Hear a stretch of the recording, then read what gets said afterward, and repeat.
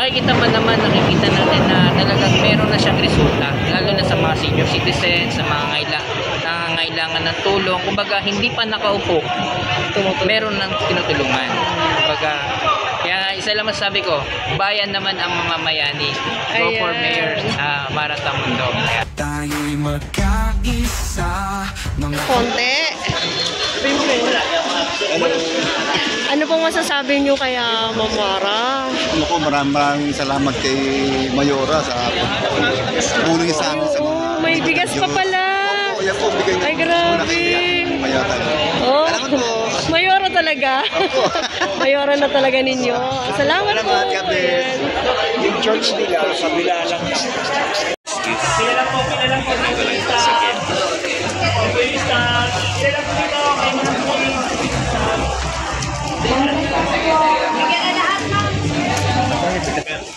Okay na? Sige, sige. Sige po, sige po.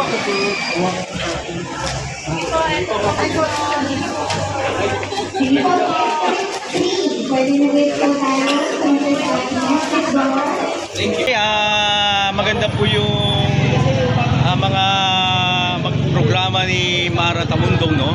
Bago pong mukha, siguro naghahanap talaga tayo ng pagbabago. Pwede natin siyang maisama sa ating balota, no? Darating na election. Kasi kung kailangan natin magbago, kailangan na magbago ang Maynila, kailangan bago rin ang mukha, no? Gusto natin ng pagbabago sa Maynila, kaya mga gagandang programa para sa mga senior at sa buong pamilya. Nawa ay manalo ka, Mara Tamundong. Ang suporta namin ay sa iyo, Mara Tamundong, no? Lalo kay Lord Jesus Christ. Pagpalain ka ng ating Panginoong Jesus. Amen. Amen. And thank you po. Pati mo naman sinasabi mo. Magandang gabi po, Mayo. Ay, hindi po ako representative kasi ito yung mga ancestors namin sa pananampalataya. Gusto ko lang po sabihin, magkakaroon na namin ito. Kasi never po nagkaroon ng office ang mga pastor sa City Hall. Ang kailangan po namin mabago ang Maynila.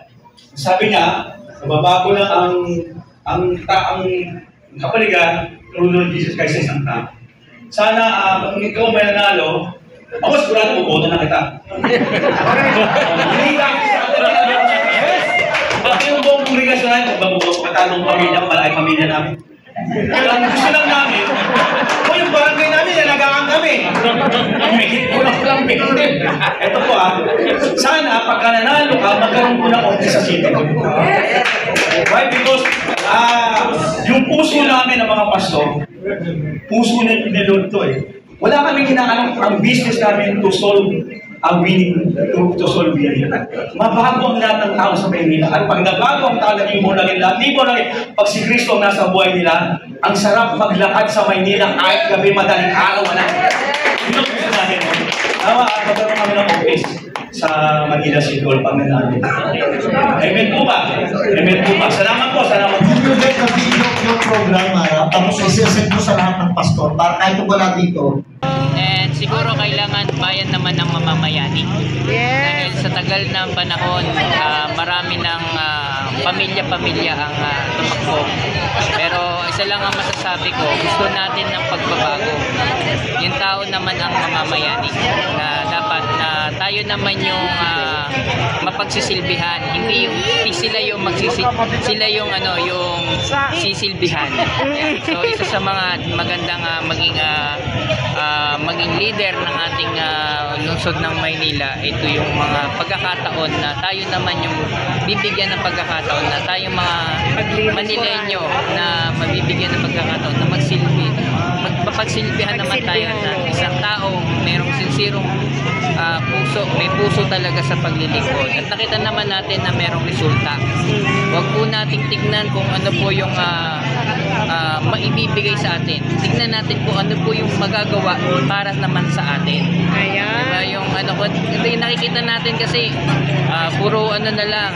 Hindi naman masama yung dynasty political. Pero ang tignan natin sa bayan natin kung ano yung talaga yung magagawa ng tao para sa bayan. na talagang nakita natin yung may resulta talaga na merong ginawa sa ating sabayan. So nakikita natin yung hindi lang may puso, kailangan talaga yung magsisilbi, di ba? Kumaga, serbisyong Mara, di ba? Serbisyong Tamundong, di ba? So, message mo sa kanya. Ako, kapatid, nagpapasalamat ako bilang isang volunteer. Kasi po, ako din po from Bagong Pilipinas Blessed Movement Coordinator. Kasama natin si President BBM noong panahon ng election. And I meet her doon sa main office. Pero makikita mo naman, nakikita natin na talagang meron na siyang resulta, lalo na sa mga senior citizens, sa mga nangangailangan ng tulong. Kumbaga, hindi pa nakaupo, meron nang tinutulungan. Kumbaga, kaya isa lang masasabi ko, bayan naman ang mamamayani. Go for Mayor Mara Tamundong.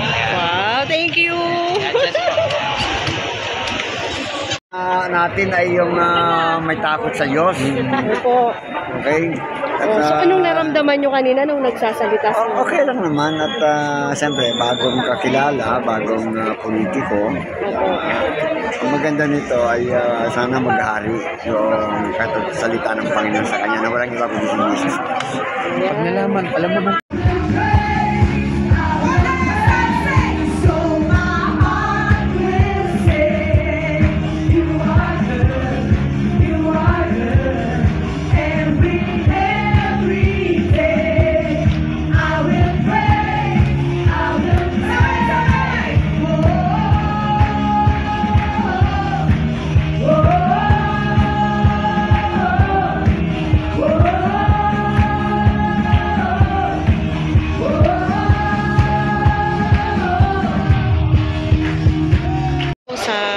Miss Mara Tamundong. Message po niyo po sa kanya. Ano po masasabi niyo nung nagsasalita siya kanina? Sa makikita ko po kay Ma'am Mara Tamundong. Okay, lagi ko sila nakikita sa may parking at Pedro Hill. Nakikita ko yung mga tarpaulin niya na nakadikit sa mga pader at saka yung sa mga tricycle. Although, yung una nakikita ko siya, binabasa ko talaga yung plataforma niya. Yes, nagustuhan ko siya. Kaya, nasa cellphone ko talaga siya. Yung una pa lang ko, kay ano pala siya, under pala siya kay BBM. Siyempre, BBM po ako. Ay, talaga? Yes po, yes po. Yan, salamat po. Ikaw at ako, tayo'y magkaisa. Mga kamay na nag-uugnay sa liwanag ng umaga. Bawat puso'y may aral ng pag-asa at saya. Handog ni Super Mara at panibagong pag-asa. Magtulungan, magsama-sama, sabay ni ang Maynila, pag-ibig ang dala. Sa hirap at ginawa, tayo'y magtutulungan. Bayanihan sa puso, ang ating misyon tala. Sumama ka na, sumama ka na. Titisik ng pagbabago, sumisibol